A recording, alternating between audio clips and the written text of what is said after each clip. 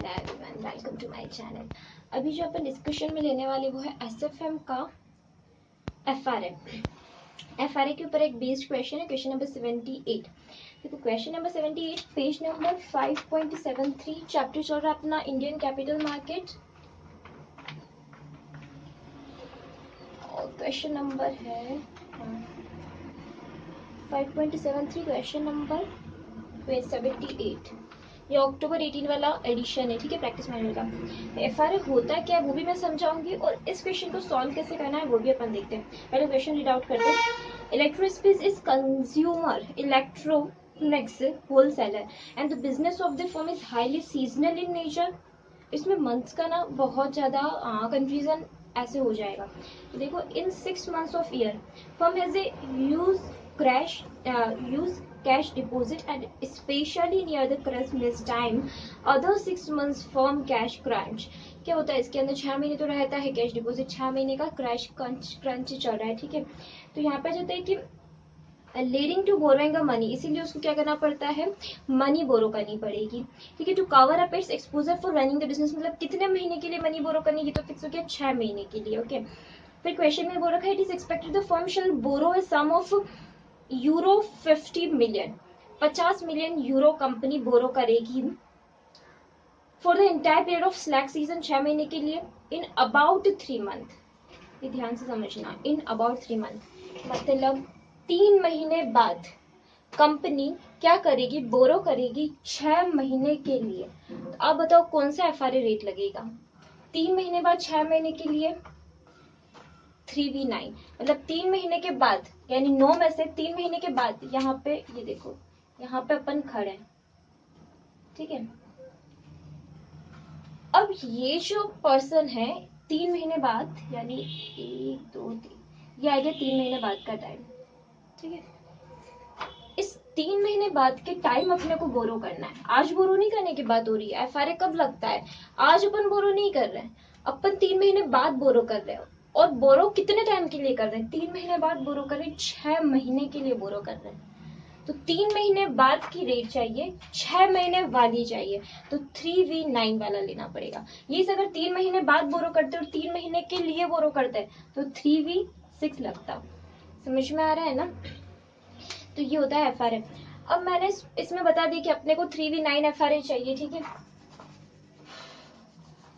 तो यहाँ पे देखो रेट कौन सा दे रखा है, 3x9 एफआरए का रेट दे रखा है 5.64% और 5.94%, 5.64% दे रखा है और 5.94% दे रखा है। मुझे बताओ कौन सा रेट लेंगे अपन, बोरो करना है, ज्यादा पे बोरो करना पड़ेगा। बैंक आपको ज्यादा पे बोरो करवा के कम पे डिपॉजिट देता है, तो अपने को क्या ज्यादा पे बोरो करना है 5.95% और 5.94%, okay. Now in next para और this is, let us see 3 months euro 50,000 future contract. अब मुझे एक बात बताओ, फॉरवर्ड कॉन्ट्रैक्ट हो चाहे फ्यूचर कॉन्ट्रैक्ट हो, आपको एग्जीक्यूट करना जरूरी है, ठीक है। ऑप्शन कॉन्ट्रैक्ट होता है उसमें आपके पास ऑप्शन होता है कि आप एग्जीक्यूट करो या ना करो। फ्यूचर कॉन्ट्रैक्ट में भी एग्जीक्यूट करना है, फॉरवर्ड में भी एग्जीक्यूट करना है, एग्जीक्यूट आपको करना पड़ेगा। आपको इंटरेस्ट तो एक्चुअल वाला जो चल रहा होगा मार्केट में 6 महीने बाद वाला जो रेट है तब पे दोगे, और जो आपका प्रॉफिट और लॉस इस कॉन्ट्रैक्ट को करने से हुआ वो आपका एडलेस हो जाएगा। मतलब ऑप्शन आपके पास नहीं है, आपको एग्जीक्यूट तो करना ही पड़ेगा। और हमेशा पेमेंट किस पे होता है, एक्चुअल रेट पे पेमेंट होता है जो मार्केट में उस वक्त चल रहा होगा। सिर्फ ये जो अपन एफआरए लेते हैं वो गेन और लॉस निकालने के लिए होता है, ठीक है। तो यहाँ पे बोल रखा है 3 months pound sorry euro 50,000 future contract maturity in a period of 3 months is quoted at 94.15।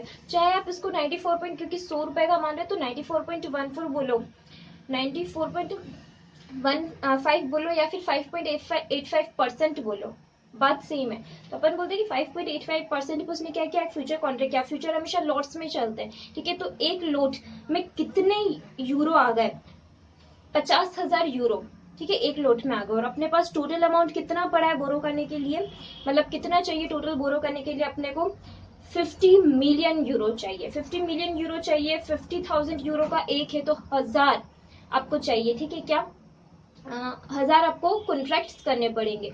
और मुझे ये बताओ 1000 कॉन्ट्रैक्ट करने पड़ेंगे, यहाँ पे ध्यान से समझना, मैंने पहले भी बोला था कि इसमें मंथ्स में बहुत कंफ्यूजन होने वाला है।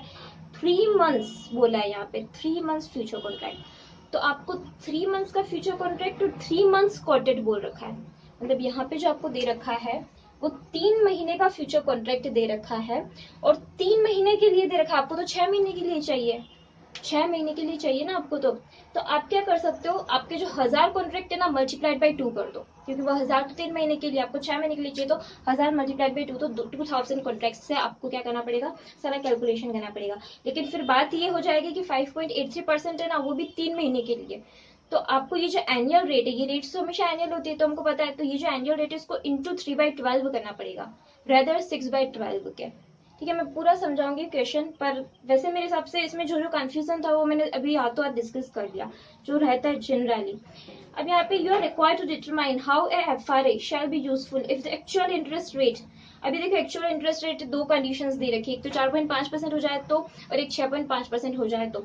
मुझे एक बात बताओ, आपको बोरो करना है, ठीक है, आपने सोचा कि कहीं रेट बनी जाए, आपने रिस्क को कवर करने के लिए फॉरवर्ड कॉन्ट्रैक्ट लिया, आपने फॉरवर्ड कॉन्ट्रैक्ट लिया 5.94 पर, जबकि मार्केट में बोरोइंग रेट कितनी मिली है 4.5, आपको तो नुकसान हो गया ना 4.5 में नुकसान, कितने का नुकसान हो गया, देखो नुकसान हो गया मुझे 5.95 पे, तो मैंने कवर लिया, कितने पे मैं बोरो करूंगी, जबकि मार्केट में 4.5 हो गई, अरे मुझे तो नुकसान हो गया कितने का, 1.44 का नुकसान हो गया, 5.94 लेस 4.5, 1.44% का तो क्या हो गया, नुकसान हो गया। कितने के ऊपर हुआ ये नुकसान, 50 मिलियन, मिलियन में कितने जीरो होते हैं, 6 जीरो होते हैं। ओ माय गॉड, ये भी मुझे पता है, ठीक है। कितने महीने के लिए, 6 महीने के लिए लिया था ना आपने, ये तो एनुअल रेट छोड़ी 6 महीने के लिए लिया था, तो देखो आपको कितना नुकसान हुआ है टोटल, अरे मुझे नुकसान हुआ है 50,000,000 multiplied by 1.44 into 6 divide by 12%, यहाँ जाता है हाँ 3,60,000, 3,60,000, ठीक है। तो ये आ जाता है 3,60,000 का, तो आपको नुकसान हो गया। पर ये बताओ आपको पे कितना करना है, मैंने कहा था एक्चुअल पे करना है, मतलब एक्चुअल रेट क्या चल रही है 4.5, चलो पे कर लो इंटरेस्ट फटाफट से, कितने में पे करें 4.5, 6 महीने के लिए पे करना है ना, 6/12 कर देना, ये एनुअल रेट्स होती है, 50,000,000 multiplied by 4.5% into 6 divided by 12, that is 1125,000, इतना आपको पे करना पड़ेगा, और इतना आपको नुकसान हो गया, तो देखो टोटल कितना पे करना पड़ेगा, हमको टोटल 14,85,000 पे करना पड़ेगा। मुझे बताओ ये अगर रेट जो है 4.5 की जगह सेकंड ऑप्शन क्या दे रखा है 6.5 हो जाती तो क्या होता, मजा आ जाता, फायदा हो जाता अपने को। देखो मार्केट में क्या है 5.94 पे अपने को बोरिंग मिल रहा है, सॉरी 6.5 पे बोरिंग मिल रहा है, जबकि अपन ने कॉन्ट्रैक्ट किया था कि कुछ भी हो जाए 3 महीने बाद कितना भी रेट चले, हम तो 5.94 पे ही क्या करने वाले, बोरो करने वाले। अच्छा है भाई 5.94 पे बोरो करो, आपको फायदा हो गया, कितने का फायदा हो गया 1.44, इसका आपको फायदा हो गया, ठीक है। और आपको पे कितना करना है, पे आपको 6.5%, 50, पे आपको इतना ही करना पड़ेगा, इतना आपको वापस रिटर्न हो जाएगा, ठीक है। पे तो एक्चुअल पे करना पड़ता है 50,000 इंटू 6.5% इंटू 6 डिवाइड बाई 12। मुझे लगता है कि मेरी आवाज ऑडिबल तो है, इनफैक्ट अच्छी तरह सुनाई दे रही होगी। 16 कंफ्यूजन तो रहता है इस क्वेश्चन में, जब तक ना करो तब तक तो ना हो पाए, लेकिन हाँ अब अपन ने सॉल्व कर लिया तो मुझे लगता है हो गया। यहाँ से इसको लेस कर लेते 3,60,000 को, तो क्या जाता है, मैं क्रॉस चेक करना भी बताऊंगी, ठीक है। 1625 बिल्कुल सही आ रहा है, 1625,000 लेस 3,60,000, क्रॉस चेक करने से फिर फायदा क्या होता है, अरे यार यहाँ पे 1 मिनट है, 5.94 less 6.5, that is 0.56, 0.56 into 6 divided by 12% into 50,000,000, यहाँ पे आ जाता है 1,40,000, या 1,40,000 का अपने को फायदा हो रहा है।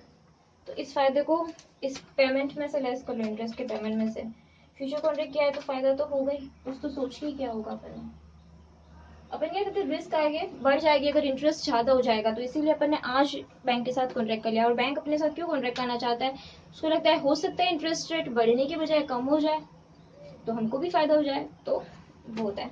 अब यहाँ पर रहता है 1485। अब मैं एक बार क्रॉस चेक करना बता देती हूँ, वैसे इतना इंपॉर्टेंट नहीं है, बट देखो जितना इंटरेस्ट लिया डिवाइड बाय प्रिंसिपल, कितना इंटरेस्ट है 148,500,000 डिवाइड बाय प्रिंसिपल अमाउंट कितना है 50,000,000,000। मेरे जीरो पे मत जाना, हमसे जाना तो चाहिए पर मत जाना, क्योंकि मैं कहीं कहीं जीरो एक कम लिख लेती हूँ। कैलकुलेटर पे नहीं लिखना है मैं, हाँ कैलकुलेटर पे भी कभी कभी और गलतियाँ तो हो जाती है ना।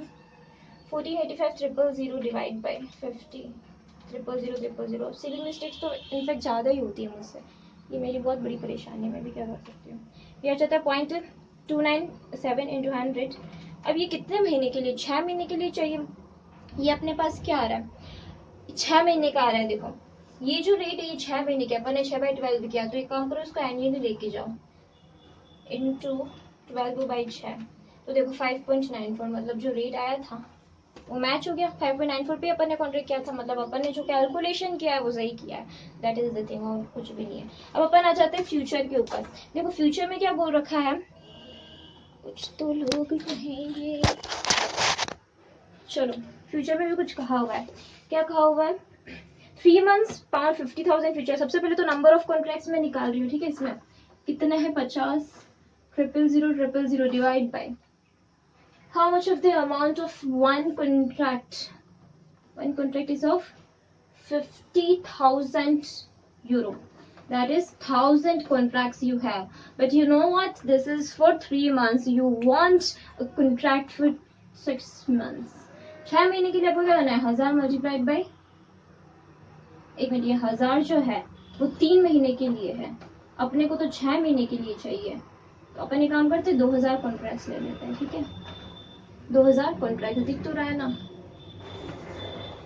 1000 3 महीने के लिए, तो 6 महीने के लिए 2000 कॉन्ट्रैक्ट। ये हमेशा नोट साइज में चलते फ्यूचर, ये तो पता है ना बिल्कुल। चलो आ जाओ, ये आ गया अपने नंबर ऑफ कॉन्ट्रैक्ट्स। अब अपन आ जाते हैं, अब देखो मुझे बताओ आपको आज बोरो करना है, तो मैंने बोरो किया मतलब बाई किया, तो फ्यूचर में मैं क्या करूंगी सेल करूंगी, तो मैंने कॉन्ट्रैक्ट सेल वाला किया होगा और सेल वाले कॉन्ट्रैक्ट से मैंने ओपन किया, तो क्लोज भी तो करना पड़ेगा उस कॉन्ट्रैक्ट को, आपको पता ना स्वैप लेना पड़ता है अपने को इसमें फ्यूचर में। तो ओपन किया था मैंने सेल वाले कॉन्ट्रैक्ट से, तो मैं उसको क्लोज करने के लिए एक बाय वाला कॉन्ट्रैक्ट और लूंगी। यहाँ तक तो क्लियर है। अब देखो सेल वाला कॉन्ट्रैक्ट मैंने लिया होगा, मेरी कॉन्ट्रैक्ट प्राइस कितनी चल रही है 5.85 गिवन है देखो, तो 5.85 पे मैंने ये कॉन्ट्रैक्ट सेल वाला ओपन किया, तो अब मैं क्लोज करने के लिए क्या करूंगी 5 पॉइंट, जो उस वक्त जो रेट चल रही होगी, एक्चुअल रेट कितनी 4.5% चल रही है अपनी, तो एक्चुअल जो चल रही होगी उससे अपना कॉन्ट्रैक्ट क्लोज हो जाएगा, ठीक है। 4.5 है, ठीक है, इससे मेरा ये कॉन्ट्रैक्ट क्या हो गया क्लोज हो गया। अब मुझे बताओ कि कितना मुझे फायदा हुआ या कितना मुझे नुकसान हुआ। सीधी सी बात है, आपने बोरो करना इस पे समझा कि मैं इस पे बोरो करूंगी, क्योंकि मार्केट में तो इस पे मिलने लग गया 3 महीने बाद, आपको तो नुकसान हो गया। कितने का नुकसान हो गया -4.5, यानी कितने का नुकसान हो गया मुझे एनुअली, मुझे नुकसान हो गया 5.85 लेस 4.5, मुझे या 1.35 का नुकसान। मुझे एक बात बताना, यहाँ पे ये जो मैंने कॉन्ट्रैक्ट किया था वो 3 महीने के लिए था, तो मैं क्या करूंगी इंटू 3/12 करूंगी, मतलब ये रेट्स हमेशा एनुअली दे रखी होती है। अपने को यहाँ पे देखना है कि वो कॉन्ट्रैक्ट 3 महीने का था, तो इसका मतलब मुझे इसको 3 महीने पे लेके आना पड़ेगा, और अपने पास कितना प्रिंसिपल पड़ा है 50,000,000 यहाँ पे आ जाता है 50,000,000 इंटू 1.35% इंटू 3 डिवाइड बाई 12। इसमें क्या बहुत कंफ्यूजन हो रहा था, कहाँ पे अपने को 6 लेना है कहाँ पे 3 लेना है, इसलिए मैंने ये क्वेश्चन डिस्कस करना ठीक समझा। 1687 आपको कितना अमाउंट मिल रहा है, अरे यार यहाँ पे लोड साइज में भी 50,000 इंटू, आप फ्यूचर में डील कर रहे हो तो आपको तो कॉन्ट्रैक्ट टोटल आपने कितने कॉन्ट्रैक्ट लिए 2000, और एक कॉन्ट्रैक्ट की प्राइस क्या थी 50,000, तो कितना हो गया 50,000 multiplied by 2000 into 1.35% into 3 divide by 12, ये जाता है 337500, दिख रहा है ना, हाँ अभी तक तो दिख रहा है।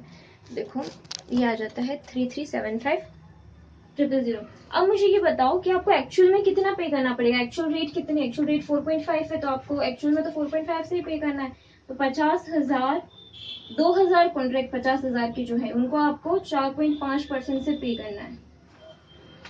50,000 इंटू, अरे सॉरी, ये जो 4.5 रेट दे रखी होगी ये तो पूरे के पूरे कितने अमाउंट पे दे रखी है आपको पता है यहाँ पे ऊपर FRA जो है वो आपने कितने का 6 महीने वाला लिया है, तो एक्चुअल पेमेंट तो आप 6 महीने वाली रेट से ही कर रहे हो ना 4.5 से, और कितने पे कर रहे हो 50 मिलियन,